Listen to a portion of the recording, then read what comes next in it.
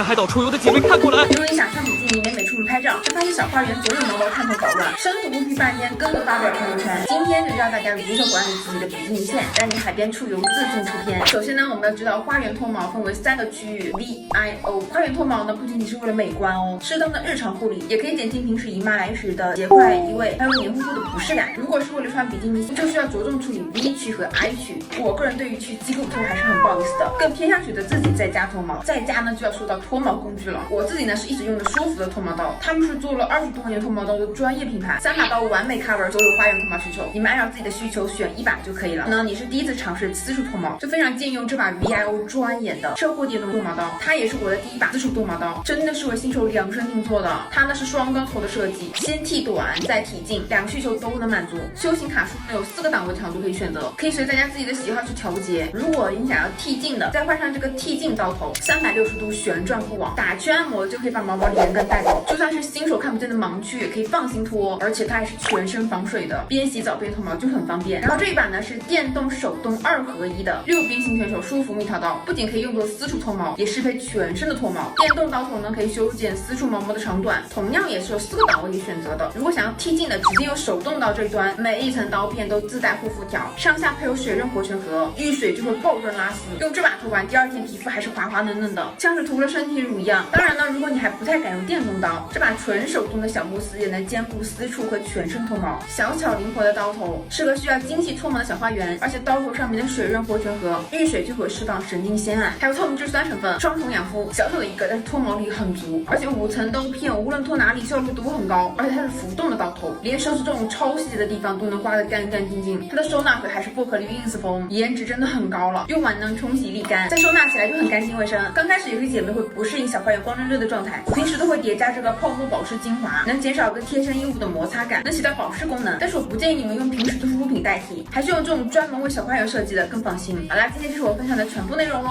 记得体毛管理到位，海边出片不累，夏天到海边直接就是白月光。